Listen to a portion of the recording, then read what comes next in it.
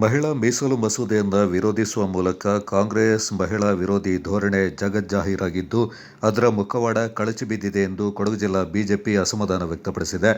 ನಗರದಲ್ಲಿ ಸುದ್ದಿಗೋಷ್ಠಿಯಲ್ಲಿ ಮಾತನಾಡಿದ ಜಿಲ್ಲಾ ಬಿಜೆಪಿ ಪ್ರಮುಖರು, ಕೇಂದ್ರದ ಬಿಜೆಪಿ ನೇತೃತ್ವದ ಎನ್ಡಿಎ ಸರ್ಕಾರ ಮಹಿಳೆಯರಿಗೆ ಲೋಕಸಭೆ ಮತ್ತು ವಿಧಾನಸಭೆಗಳಲ್ಲಿ 33% ಮೀಸಲಾತಿಯನ್ನು ನೀಡಲು ಮಸೂದೆಯನ್ನು ರಾಜ್ಯಸಭೆಯಲ್ಲಿ ಮಂಡಿಸಿದ ಸಂದರ್ಭ ಕಾಂಗ್ರೆಸ್ ನೇತೃತ್ವದ ಮಹಿಳಾ ವಿರೋಧಿ ಇಂಡಿಯಾ ಕೂಟ ಅಡ್ಡಿಪಡಿಸಿ ಅದಕ್ಕೆ ಸೋಲಾಗುವಂತೆ ನಡೆದುಕೊಂಡಿದೆ.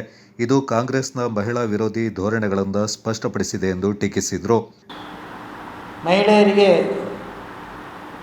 33% ಮೀಸಲಾತಿ ಕೊಡಬೇಕು ಅಂತ ಹೇಳುವಂಥ ಒಂದು ಮಸೂದೆಯನ್ನು ಇವತ್ತು ಕೇಂದ್ರದಲ್ಲಿ ಆಡಳಿತ ನಡೆಸ್ತಿರುವಂಥ ಬಿಜೆಪಿ ನೇತೃತ್ವದ ಎನ್ಡಿಎ ಸರ್ಕಾರ ಯೋಚನೆ ಮಾಡಿ ಮಸೂದೆಯನ್ನು ಮಂಡನೆ ಮಾಡಿದಾಗ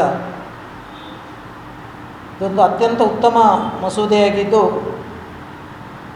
ನಮ್ಮ ಮಹಿಳೆಯರು ಸಮಾಜದಲ್ಲಿ ಮತ್ತಷ್ಟು ಸ್ಥಾನಮಾನಗಳನ್ನು ಪಡೆಯೋದರೊಂದಿಗೆ ಅವರಿಗೆ ಅವರ ಗೌರವ ಹೆಚ್ಚುತ್ತಾ ಇತ್ತು. ಹಾಗೆಯೇ ಇವತ್ತು ಎಲ್ಲ ಕ್ಷೇತ್ರಗಳಲ್ಲಿ ಮಹಿಳೆಯರು ನಾವು ಯಾವುದಕ್ಕೂ ಕಡಿಮೆ ಇಲ್ಲ ಅಂತ ಹೇಳೋ ರೀತಿಯಲ್ಲಿ ಕೆಲಸ ಮಾಡ್ತಿರೋದರಿಂದ ದೇಶದ ಅಭಿವೃದ್ಧಿಯಲ್ಲಿ ಅವರ ಒಂದು ಪಾತ್ರ ಇರ್ತಿತ್ತು ಅಂತೇಳಿ ಈ ಒಂದು ಮೀಸಲಾತಿಯನ್ನು ತರುವಂಥ ಯೋಚನೆಯನ್ನು ಮಾನ್ಯ ಮೋದಿಜಿಯವರ ನೇತೃತ್ವದ ಸರ್ಕಾರ ಮಂಡನೆ ಮಾಡಿತು. ಆದರೆ ಇವತ್ತು ನಿಜವಾದ ವಿರೋಧ ಪಕ್ಷಗಳ, ವಿಶೇಷವಾಗಿ ಕಾಂಗ್ರೆಸ್ನ ಬಣ್ಣ ಬಯಲಾಗಿರುವಂಥದ್ದು, ಯಾವಾಗಲೂ ಪ್ರಚಾರಕ್ಕೆ ಮಾತ್ರ ಮಹಿಳೆಯರು ಅಥವಾ ಎಲ್ಲರನ್ನೂ ಅವರು ಒಂದು ರೀತಿಯಲ್ಲಿ ಅವರ ಒಂದು ರಾಜಕೀಯ ಲಾಭಕ್ಕೆ ಬಳಸ್ಕೊಳ್ಳುವಂಥ ಹಿಂದಿನಿಂದ ಅವರ ಸಂಸ್ಕೃತಿ ನಡ್ಕೊಂಡು ಬಂದಿರುವಂಥದ್ದು. ಯಾವುದೇ ಹಿಂದುಳಿದ ವರ್ಗ ಇರ್ಬೋದು, ಪರಿಶಿಷ್ಟ ಜಾತಿ ಪಂಗಡ ಇರ್ಬೋದು, ಮಹಿಳೆಯರು ಇರ್ಬೋದು, ಎಲ್ಲರನ್ನ ಬರೀ ಚುನಾವಣೆಗೆ ಅವರಿಗೆ ಲಾಭಕ್ಕಾಗಿ ಎಲ್ಲ ಕ್ಷೇತ್ರಗಳಲ್ಲಿ ಅವರಿಗೆ ಒಂದು ಸಪೋರ್ಟ್ ಮಾಡುವಂಥ ನಾಟಕ ಆಡ್ತಾ ಇತ್ತು. ಆದರೆ ಇವತ್ತು ನಿಜವಾದ ಅವರ ಬಣ್ಣ ಬಯಲಾಗಿರುವಂಥದ್ದು, ಅವರು ಇಡೀ ದೇಶದ ಮಹಿಳೆಯರ ವಿರೋಧಿಗಳು. 33% ಮೀಸಲಾತಿಯನ್ನು ಕೊಟ್ಟರೆ ಏನು ಅವ್ರದ್ದೇನು ಕಡಿಮೆ ಆಗ್ತಿರಲಿಲ್ಲ. ಆದರೆ ಈ ರೀತಿ ಮಾಡೋ ಮುಖಾಂತರ ಇಡೀ ದೇಶದ ಮಹಿಳೆಯರಿಗೆ ಒಂದು ಅವಮಾನ ಮಾಡುವಂಥದ್ದು ಆಗಿದೆ. ಮಹಿಳಾ ಮತದಾರರೇ ಜಾಸ್ತಿ. ಹೀಗಿರುವಾಗ ಅವರಿಗೆ ಪ್ರಾಪರ್ ರೆಪ್ರೆಸೆಂಟ್ ಕೊಡಬೇಕು ಮತ್ತು ಅವರಲ್ಲಿರುವಂಥ ಈ ಬುದ್ಧಿವಂತಿಕೆ, ಇಂಟೆಲಿಜೆನ್ಸ್ ಇದು ಏನಿದೆ ಅದರ ಸದುಪಯೋಗ ಆಗಬೇಕು. ಚಂದ್ರಯಾನ ಮಾಡೋಕ್ಕೆ ಇವತ್ತು ನಮ್ಮ ಸ್ತ್ರೀಯರು ಹೋಗಿದ್ದಾರೆ. ಅಷ್ಟಿರುವಾಗ ರಾಜಕೀಯ ಕ್ಷೇತ್ರದಲ್ಲೂ ಅದು ಸದುಪಯೋಗ ಆಗಬೇಕು ಅನ್ನುವ ಉದ್ದೇಶದಿಂದ 40 ಇಯರ್ಸಿಂದ ಆಗದನ್ನು ಈಗ ತತ್ಕ್ಷಣ ತರೋಣ ಅನ್ನುವ ಉದ್ದೇಶದಿಂದ ಈ ಬಿಲ್ ಇಂಟ್ರೊಡ್ಯೂಸ್ ಆಗಿತ್ತು. ಆದರೆ ರಾಜಕೀಯ ಕಾರಣವನ್ನು ಇಟ್ಕೊಂಡು ಯಾವುದೇ ಸಂವಿಧಾನ ತಿದ್ದುಪಡಿ ಬಿಲ್ಲು 2/3 ಮೆಜಾರಿಟಿ ಆಗಲೇಬೇಕಾಗಿದೆ. ನಿಮಗೆಲ್ಲ ಅದು ಬಂದಿದೆ. 298, 208 ಏನೋ ಅದು ಪಾಸ್ ಆಗಿಲ್ಲ. 252 ಮಿನಿಮಮ್ ಬೇಕಾಗಿತ್ತು. ಟೋಟಲ್ 2 ಜನ ಹಾಜರಿದ್ದರು ನೆನ್ನೆ ಇದ್ದವ್ರಿಗೆ, ಅದು ಆಗಿಲ್ಲ. ಅಂದರೆ ಇದರ ಮೂಲಕ ಸಂವಿಧಾನ ಮಹಿಳೆಯರಿಗೆ ಘೋರ ಅನ್ಯಾಯವನ್ನು ಮಾಡಿದ್ದಾರೆ. ಆ ನಾರಿ ಶಕ್ತಿ ಏನಿದೆ ಅದರ ಸದುಪಯೋಗ ಅವರು ನಮ್ಮ ರಾಜಕೀಯ ಕ್ಷೇತ್ರದಲ್ಲಿ ಬರಬೇಕು. ಮುಂದೆ ಅವರಲ್ಲಿರುವ ಎಲ್ಲ ಆ ಒಂದು ದೇಶ ಕಟ್ಟುವ ಶಕ್ತಿ ನಮಗೆ ಗೊತ್ತಿದೆ. ಯಾವೊಂದು ಕುಟುಂಬದಲ್ಲಿ ತಾಯಿ ಗಟ್ಟಿಯಾಗಿದ್ದರೆ ಕುಟುಂಬ ಒಳ್ಳೆಯದಾಗ್ತದೆ ಅನ್ನೋ ಹಿನ್ನೆಲೆ ನಮ್ಮ ಸಂಸ್ಕೃತಿ.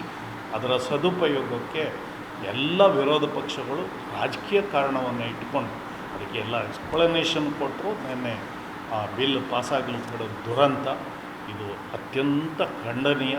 ಬಹುಶಃ ಈಗಾಗಲೇ ಸೆನ್ಸಸ್ ಪ್ರಾರಂಭ ಆಗಿದೆ. ನಿಮಗೆಲ್ಲ ಗೊತ್ತಿದ್ದ ಹಾಗೆ ಎನ್ಯುಮರೇಷನ್ ನಾವು ವೈಯಕ್ತಿಕ ಮಾಡೋದು ಮೊನ್ನೆ 15ಕ್ಕೆ ಮುಗಿದೋಗಿದೆ. ಇನ್ನು ಮನೆ ಆಗ್ತದೆ.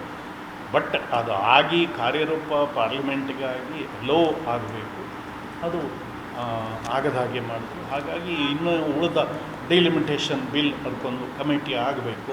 ಆ ಕಮಿಟಿ ಅದೆಲ್ಲ ಬಿಲ್ಲಲ್ಲಿ ಇದೆ. ಯೂನಿಯನ್ ಟೆರಿಟರಿಗಳಿಗೆ ಪ್ರತ್ಯೇಕ ಅದು 2 ಬಿಲ್ಲನ್ನು ಪ್ಲಸ್ ವೋಟಿಂಗ್ಗೆ ಮಾಡಲ್ಲ ಅಂತ ಸರ್ಕಾರ ನಿರ್ಧಾರ ತೆಗೆದುಕೊಂಡಿದೆ. ಆದರೆ ಇವತ್ತು ಕಾಂಗ್ರೆಸ್, ವಿಶೇಷವಾಗಿ ಕಾಂಗ್ರೆಸ್, ನಿನ್ನೆ ಪಾರ್ಲಿಮೆಂಟಲ್ಲಿ ರಾಹುಲ್ ಗಾಂಧಿಯವರು ಮಾತನಾಡಿದ ಸ್ಟೈಲ್ ನೋಡಿದ್ರೆ within 45 minutes I will see that the bill is rejected. ಯಾಕೆ ರಿಜೆಕ್ಟೆಡ್?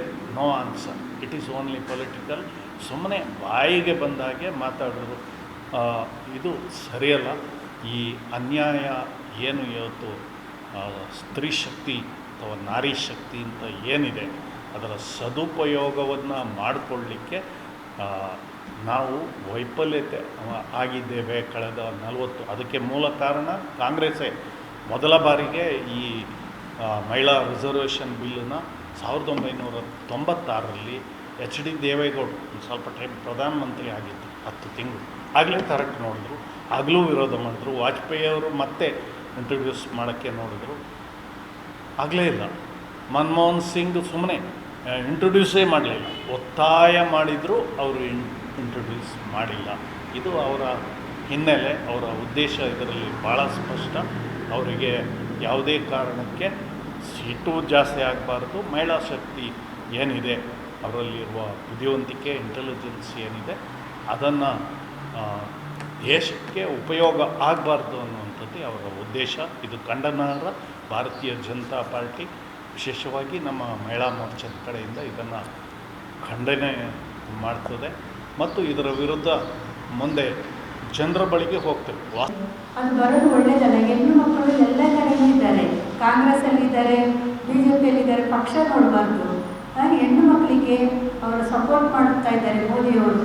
ಗೋಷ್ಠಿಯಲ್ಲಿ ಬಿಜೆಪಿ ಜಿಲ್ಲಾಧ್ಯಕ್ಷ ನಾಪಂಡ ರವಿ ಕಾಳಪ್ಪ, ವಿಧಾನಸಭೆಯ ಮಾಜಿ ಅಧ್ಯಕ್ಷ KG ಬೋಪಯ್ಯ, ಜಿಲ್ಲಾ ಬಿಜೆಪಿ ಪ್ರಧಾನ ಕಾರ್ಯದರ್ಶಿ ಮಹೇಶ್ ಜೇನಿ, ವಕ್ತಾರ BK ಅರುಣ್ ಕುಮಾರ್ ಹಾಗೂ ಮಹಿಳಾ ಬಿಜೆಪಿ ನಗರಾಧ್ಯಕ್ಷೆ ಸೌಮ್ಯ ಸುನಿಲ್ ಪಾಲ್ಗೊಂಡಿದ್ದರು.